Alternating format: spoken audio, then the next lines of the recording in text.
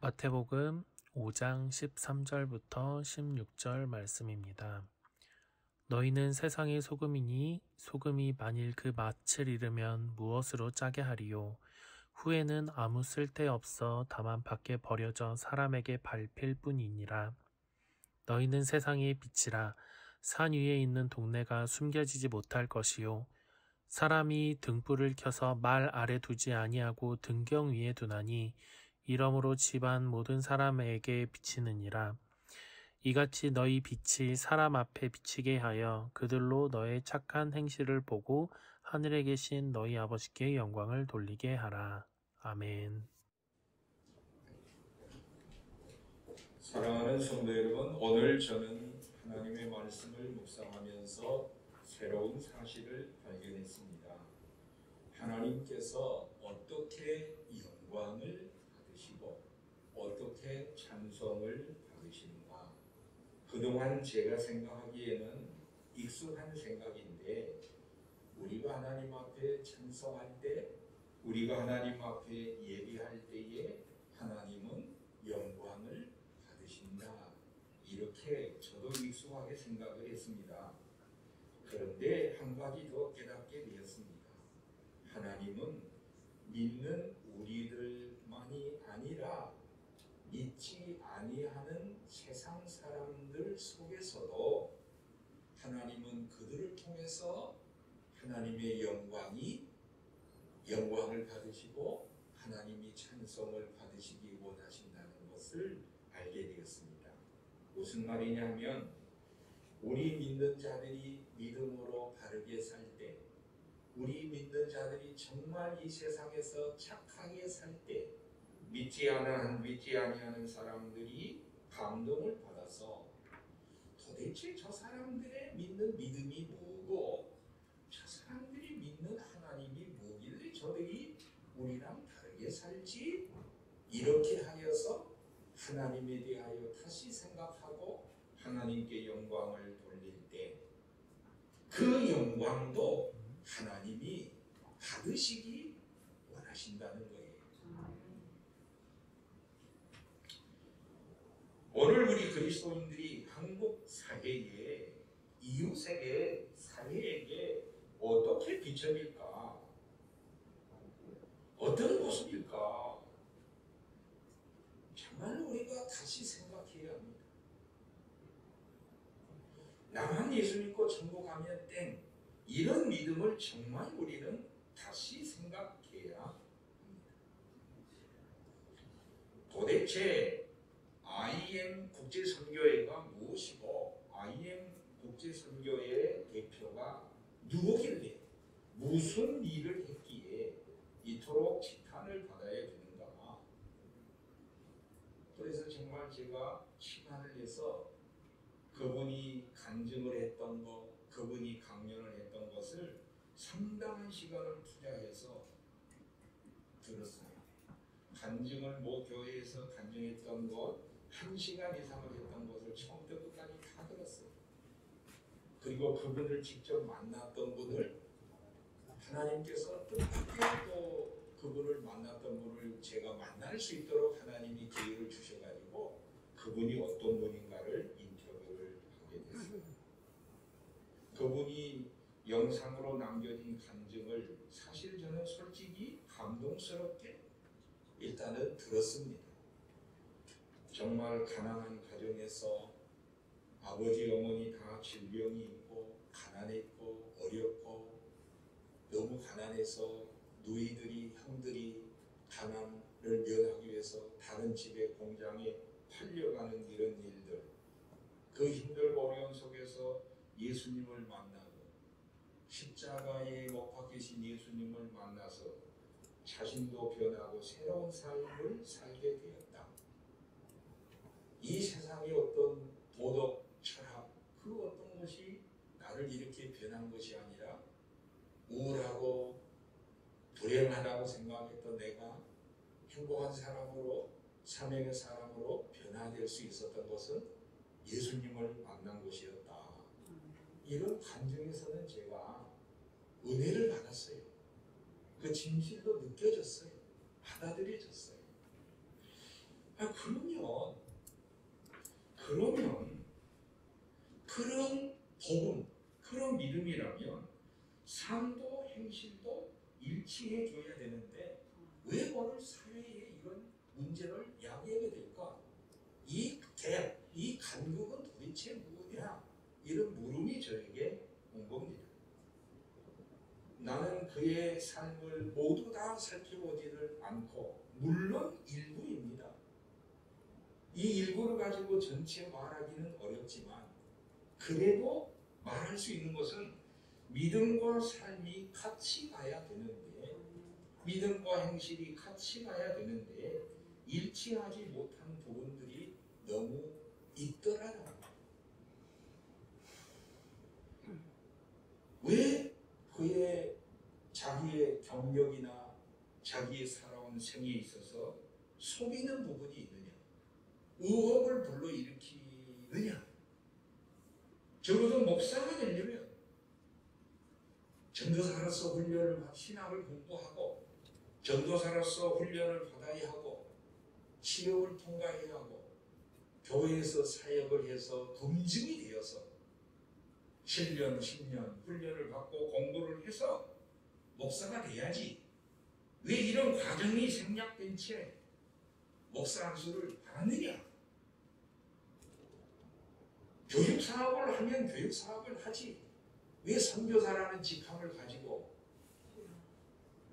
저 아프리카 어디나 해외에 가서 힘겹게 어렵게 살아가는 그 선교사님들의 얼마나 누가 되나?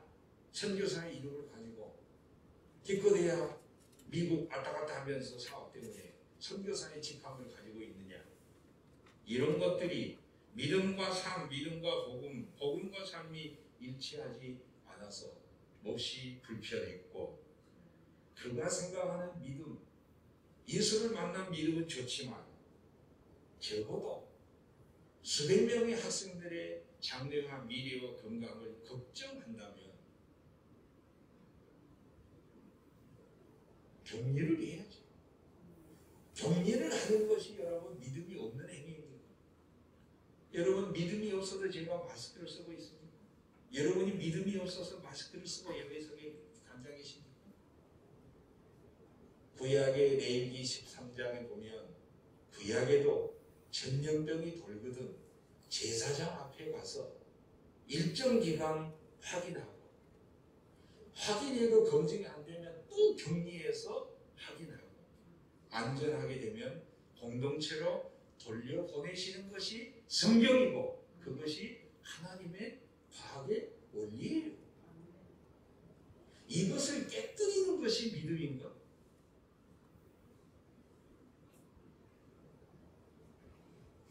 이스라엘 백성들이 애굽에서 재앙이 있을 때 그 모든 재앙에 믿는 자나 믿지 않는 자에게 동일하게 재앙이 내릴 때도 있고 믿는 자들을 특별히 하나님이 예수의 피로 보호하시는 계시의 기적, 계시의 능력은 있습니다. 그러나 오늘 이 사회의 코로나라는 전염병 앞에서 우리는 믿음도 가지고 건강한 이성과 하나님이 주신 과학을 신뢰하면서 격리하고 안전하게 지켜주는 것이 믿음이고 덕이에요. 충분히 저는 그분의 이기적인 동기와 마음이 무리한 행동을 했다고 저는 생각을 합니다. 믿음과 삶이 복음과 행실이 같이 가야 되는데 그렇지 못할 때는 솔직하게 인정하고 고쳐야 되는데 우리 모든 그리스도인들이 어떤 종교를 막론하고 완전한 인간은 없습니다. 연약함이 있고 부족함이 있고 위선이 있을 수 있습니다. 그럴 때마다 우리는 솔직하게 인정하고 반성하고 고쳐가야지. 변명하고 같이 비난하게 된다면 우리는 더 초라하게 되고 부끄럽게 되는 거예요. 문제는 이것입니다. 우리의 착한 행실을 통해서 세상이 감동받고 우리는 이렇게 못 살는데 너희들은 왜 그렇게 사니? 너희들이 믿는 하나님이 놀라워. 이렇게 하나님이 영광도 받으시지만 우리가 그렇게 살지 못할 때, 그런 행실에 미치지 못할 때 세상이 실망해서 우리도 비난하지만 우리가 믿고 있는 하나님도 비난의 대상이 될 때에 이게 괴로운 거예요. 좀 어려운 얘기를 좀 할게요. 어렵진 않아요. 그냥 여러분 처음 들어볼 거예요. 철학자 이 샤르트르라는 사람이 그런 글에다가 이런 걸 썼더라고요. 어떤 거냐? 오늘 우리에게 해당되는 적절한 비유예요. 정말 좋은 길이 있어요. 길은 너무너무 좋아요. 문제가 없어요. 그런데 어떤 사람이 술 취해서 그 길을 비틀비틀 갈기자 걸음을 걷고 가다가 너무 뜨도 해가지고 길을 더럽힐 때 갈기자 걸음을 걸을 때에 술 취한 사람만 욕하는 이가 있고 그 술 취한 사람 때문에 그 사람이 걸어가는 길도 욕하더라. 무슨 얘기예요? 예수님이 우리의 길이요 진리요 생명이고 하나님이 우리의 믿음의 대상인데 그 하나님을 믿는 우리가 진리라고 믿는 예수 진리를 믿는 그 길을 걸어가는 우리가 술 취해서 세상에 취해서 비틀거리고 토하면서 갈 때 우리만 욕먹는 것이 아니라 우리가 믿고 있는 하나님도 영광이 가려지게 된다. 이것입니다. 그래서 예수 믿는 우리는 다시 생각해야 됩니다. 오늘 마태복음 5장에서 주시는 예수님의 교훈을 다시 받아야 합니다. 다시 생각하고 다시 고치고 다시 회개해서 저와 여러분의 믿는 믿음과 복음을 점검해서 우리의 삶이 다시 고쳐져야 됩니다. 지금이라도 늦지 않은 예수님이 우리에게 메시지를 첫 번째 주신 메시지가 뭐냐? 세상과 교회, 사회와 성도들은 도대체 어떤 관계에 있느냐? 이것부터 주님이 우리에게 가르쳐 주시는 거예요. 첫 번째가 제가 이제 비유를 통해서 좀 소개하고 싶어요. 여러분 이제 제가 독특한 경험을 했잖아요. 목사이지만은 회사에서 상근에서 똑같이 거의 7, 8년 동안 똑같이 그들과 함께 동고동락했던 경험이 있지 않습니까? 그래서 회사 내에 직장생활 내에 세 종류의 그리스도인이 있더군요. 세 유형의 그리스도인. 하나는 은둔형입니다. 은둔형은 뭐냐? 예수를 본인이 믿기는 믿어요. 그런데 회사에서 그 사람이 자기가 그리스도인인 것을 누구에게도 말 안 해요. 철저히 숨겨요. 본인만 알아요. 그런데 제가 이제 한 4, 5년 친해지니까 제가 어느 교회 다닙니다. 청년 부장지사예요. 내가 회개받고 있어요. 그래서 제가 욕구에 찔리면서 왜 진짜 진즉 얘기하니 이제 얘기해. 그랬더니 그 직원 말 회사 내에서 내가 잘못하면 주님이 욕먹잖아요. 그리고 회사에서 예수 믿으면서 믿음대로 살지 못한 저 사람 때문에 얼마나 힘이 드는데 내가 예수 믿는다고 하면 영광 가릴까봐. 그리고 내가 가정인데 내 밑에 사람들에게 예수 믿으면서 이 사람들 내가 괴롭게 하고 갈구고 그러면 주님 영광이 가려질 것 같아가지고 내가 아무도 얘기 안 하고 혼자만 믿으니까 목사님만 하시고 이 비밀을 지켜줘야 된다 그래서 비밀도 많다 그랬습니다. 은둔형이에요. 이해는 가죠. 두 번째는요.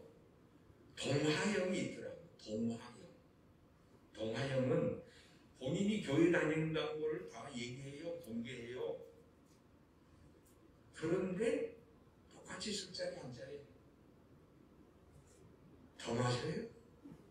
그러니까 직원들이 좋아해요? 싫어해요? 좋아해요. 좋아해요. 야, 예수를 믿더라도 저 누구처럼 믿어야 돼. 교회 다니고지만 직장은 직장이니까 같이 마시고 얘기하고 뭐 이래야 좀 마음도 통하고 좋지. 얼마나 잘 적응하냐 하면서 좋아해요. 그리고 다른 그리스도인들에게 누구는 술도 먹고 있는데 너는 술 안 먹냐 하면서 이 사람을 걸어서 핀잔을 주기도 해요. 그래서 뭐 나빠 보이지는 않아요. 잘 적응하고 일도 잘하고. 그럴 때 나중에 제가 알게 된 것은 결정적인 시간에 예수 안 믿는 친구들이 그 사람을 안 믿더라고요. 좋아는 하는데 믿지는 않아요. 맨 마지막은 구별형입니다. 구별형. 그리스도인인 것을 알리지만 믿음을 가지고 타협하지 않고 믿음으로 살아요. 이 처음에는 좀 오해를 받더라고. 별스럽게 예수 믿는다. 그런데 믿음을 지키면서 헌신하고 희생하고 그러니까 나중에 인정을 해줘요. 그러면서 어려운 일을 당하니까 오히려 더 자기보다 직급이 높은 거참이 선임이 그 사람한테 상담을 요청하는 거야. 이럴 때 어떻게 하지? 또가 하나님의 지혜로 그 사람들에게 권면을 해줘요. 길이 되어줘요. 빛이 되는 등대가 되어줘요.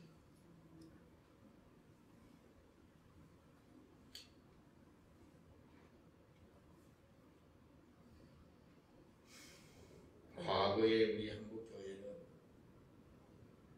60년대, 70년대 과거에 우리 한국교회는 왕이 분되기 전에는 비록 교회가 힘들고 어렵지만 믿음을 지키고 아무개 교회 다니고 또 직분을 가지고 있다 그러면 또 신뢰도 보내고 존경도 보내고 지금 그렇죠. 과거에는 어떤 사람은 주님에게 욕을 먹이는 사람이 있고 어떤 사람은 주님께 영광이 되고 찬송이 되는 사람 뭐 이렇게 좀 반반이거나 60대 40이거나 70대 30인데 지금은 대다수 그리스도인들이 사회에서 빛이 되지 못한 경우가 있어요. 이게 이제 힘이 드는 거예요. 여러분은 이웃에게 직장에게 어떤 존재로 살아가는가? 은둔형인가? 동하형인가? 구별의 형인가? 은둔형은 주님이 말씀하십니다. 소금이 맛이 있을지라도 이 맛을 내려면 음식에 들어가서 녹아야 된다. 희생을 거부하는 거예요. 등불을 켜두고 높은 데 등경에 그어서 비치게 해야 되는데 등불을 켜가지고 말 아래 이 말은 타는 말이 아니에요. 쌀뒤지 항아리 이 불을 켜서 항아리 숨이 든 사람이 어딨냐? 은둔형은 아니에요. 동화형은 소금이 맛을 잃어버린 거예요. 빛을 내지 못하는 거예요. 어둠과 하나 돼버리고 세상과 하나 돼버리고 맛을 잃어버린 거예요. 구별된 사람은 소금이 맛을 내고 빛이 어둠 속에 들어가서 빛을 내는 거예요. 오늘 이 말씀을 준비하면서 특별히 요한복음 17장을 보면서 예수님께서 이제 십자가를 앞두고 죽음을 앞두고 대제사장으로서 기도한 내용이 요한복음 17장인데 이 17장 속에 세상과 교회, 세상과 그리스도인, 세상과 성도들이 어떤 관계 속에서 살아가야 되는지 아주 그 관계를 잘 표현해 주었습니다. 한번 다시 들어보시겠습니까? 주님이 이 요한복음 17장에 이런 말씀을 하세요. 아마 11절로 기억하는데 나는 세상에 있사오나 더 있지 않을 겁니다. In the world. 나는 지금 세상에 있사오나 더 있지는 않을 거고 제자들은 세상 안에 있습니다. 이 말은 우리가 사는 세상은 영원히 우리가 사는 세상이 아니에요. 우리가 이 세상에 살다가 주님이 떠나신 것처럼 우리도 언젠가는 이 세상을 떠나게 될 세상인 것을 알려주는 거예요. 두 번째는 14절에 내가 이 세상에 속하지 않은 것처럼 제자들도 세상에 속하지 않기를 원합니다. 세상 안에 있지만 세상에 속하지 않게 해달라. I am not of the world. They are not of the world. 내가 세상 안에 있지만 세상에서 먹고 마시지만 세상에 속하지 않은 것처럼 교회도 제자도 그리스도인도 세상에 속하지 않도록 세상에 동화되지 않도록 악에 빠지지 않도록 주님이 기도하고 있어요. 그리고 18절에는 이렇게 말씀하십니다. 아버지가 나를 이 세상에 보내신 것처럼 Send me into the world. 나를 아버지가 세상 속으로 들어가라고 빛이 되어 세상 속으로 들어가라고 아버지가 나를 보내셨는데 나도 이 제자들을 세상으로 다시 보냅니다. Into the world. 세상 속으로. 이 세상에 살면서 같이 먹고 마시며 동화가 아니라 이 세상은 세상이고 교회는 교회고 직장은 직장이고 교회는 교회고 은둔히 은둔이 아니라 세상 속으로 들어가서 소금이 되고 빛이 되라.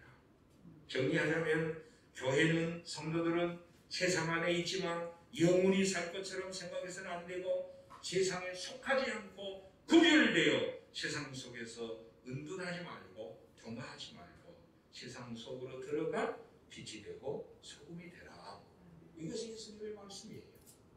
사랑하는 우리 집사님, 권사님, 장로님, 우리 사랑하는 성도 여러분, 우리 주님은 저와 여러분을 세상으로 보내셨는데 그 세상이 어딜까요? 여러분의 일터예요. 여러분의 직장이에요. 그 속에서 소금으로 그 속에서 빛으로 살아가는 거예요. 이것이 주님이 말씀하십니다. 일터 속에서 직장 속에서 내가 그리스도인으로서의 빛과 소금의 정체성을 가지고 기도하고 그리고 말하고 그리고 행동하는 사람들이 우리 그리스도인이에요. 주님은 이제 두 번째로 말씀하시기를 세상 속에서 우리가 누구인가 빛과 소금이다라고 구체적으로 우리의 정체성, 우리의 존재를 말씀해 주셨는데 소금은 맛을 내고 부패를 방지하고 빛은 어두움을 밝히는 겁니다. 어두움은 물리적인 어두움이 있고 영적인 어두움이 있는데 여기서 말하는 어두움은 바로 물리적인 어두움만이 아니라 영적인 어두움이에요.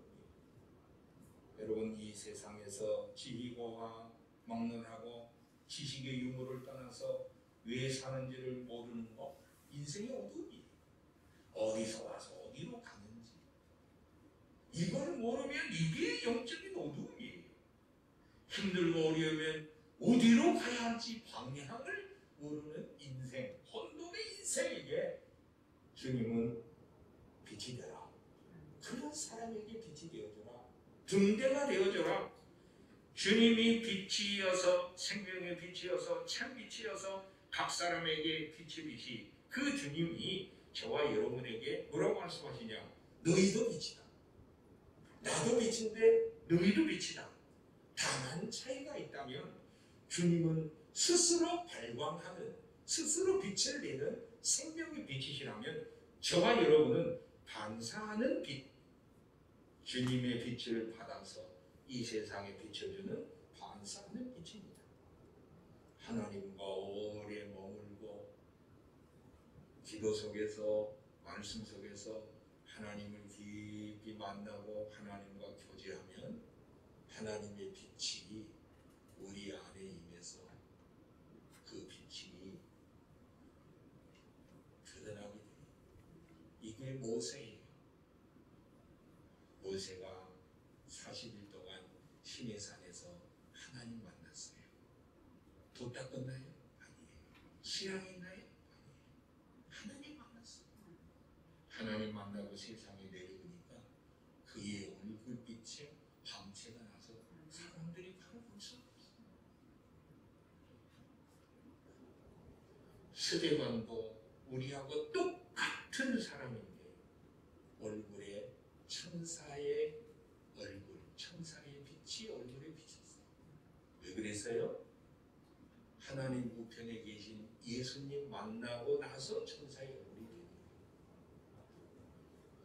거예요. 여러분, 왜 우리가 소금의 맛을 모르는가? 왜 우리가 빛을 잃어버리는가? 다른 게 있어요. 예배드리지만 기도하지만 중요한 게 뭐냐면 우리의 믿음의 대상인 주님과 함께 머물러 있지 않는 거예요. 말씀 안에 머물러 있지 않는 거예요. 예배 시간에 은혜 갖고 세상에 나가도 감동을 줄 수가 있는데 소금으로 맛을 내고 빛으로 살기 위해서는 주님 안에 머물러서 주님과 함께하는 이 교제, 이 사귐 이게 있을 때에 우리는 소금의 맛이 배이고 예수님의 성경의 빛이 우리 안에 존재하게 되는 거예요. 이게 없으니까 안 되는 거예요. 예수 만나고 할렐루야 아멘 변했습니다. 여기까지는 좋은데 그 이후에 계속해서 성결의 은혜가 성화의 은혜가 함께 있어야 되잖아요. 이게 없는 거예요. 요한일서 1장 7절에 빛이 뭐냐? 주님과 사귀면 그 사귐이 빛에 거하게 되는 거고 빛에 거할 때 빛을 발산할 수 있는 거예요. 주님은 우리에게 마지막 권면합니다. 너희는 세상의 소금이고 빛이니 이제 그 빛을 발하라. 빛을 발하라. 이 빛이란 다름이 아니라 착한 행실과 선한 행실이라고 했습니다. 여러분 지금 우리 교회 안에 전기가 들어와요. 전기가 들어와서 이 전기가 지금 빛을 우리에게 주고 그 다음에 이 내오풍기에서 뭐죠? 따뜻한 열기가 나오는 거예요. 이 전기는 우리에게 빛도 주고 따뜻한 열기도 주고 그 다음에 동력, 파워를 주는 전기가 마찬가지로 예수 생명이 우리 안에 충만하게 되면 이 생명의 빛이 우리에게 발해서 어둠을 이기게 하고 영적인 능력이 임해서 악을 이기게 하고 그 다음에 마음으로 힘들고 추워 떠는 이들을 따뜻한 사랑으로 만져줄 수 있는 거예요. 초대교회는 사도행전 6장에 어떻게 소개되냐? 초대교회는 세상으로부터 침성도 받고 세상으로부터 박해도 받더라. 그러면 이 초대교회가 세상으로부터 박해는 고난과 박해는 뭐고 세상으로부터 이 침송은 뭐냐? 이 세상이 교회에게 고난과 핍박을 가할 때는 초대교회가 부도덕에서 고난을 주고 비난을 가한 게 아니에요. 그들이 우리가 믿는 믿음을 오해하고 하나님의 나라를 오해하고 그 하나님의 나라를 받아들이지 못할 때에 이 세상의 왕들이나 세상은 교회를 고난하고 핍박을 줄 수 있어요. 이건 받아야 해요. 그런데 세상은 그것만이 아니라 우리가 정말 빛으로 소금의 맛을 내고 빛으로 살아갈 때에 세상은 또 우리를 칭송해요. 칭찬을 해요. 이게 사도행전 6장이에요. 사도행전 6장이 뭐라고 그랬냐? 교회가 그때 당시에 정치, 경제, 사회, 문화, 제도가 하지 못한 일, 사회가 너무 어려워. 가난한 사회 많고 정말 가난하고 홀벗고 로마의 압제에서 고통스러울 때, 인구가 격차가 심하고 사회에 골짜기가 생길 때에 교회가 있는 거 없는 거 다 모아다가 이웃을 팔아서 섬기고 먹이고 입혀주고 도울 때 그 사회가 동네가 기쁨이 충만해지는 거예요. 그러니까 세상 사람들이 교회를 향하여 박수치고 칭송하며 너희들이 믿는 하나님 나도 믿을래 하고 믿는 자의 수가 크게 갑니다.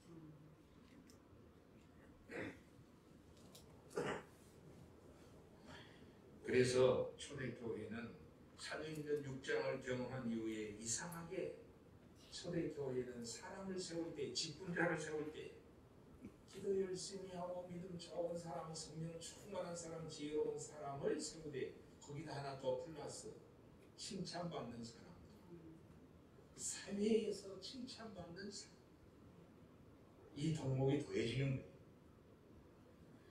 그리고 성경 안에는 다비다라는 여인도 이 세상을 살다가 이 세상을 떠나 죽었을 때 많은 사람들이 문상으로 와가지고 그동안에 이렇게 착한 일을 나만 이 사람이 사랑한 줄 알았는데 딱 문상 와서 이 할 때 뭐냐면 이 옷도 이분이 해줬어.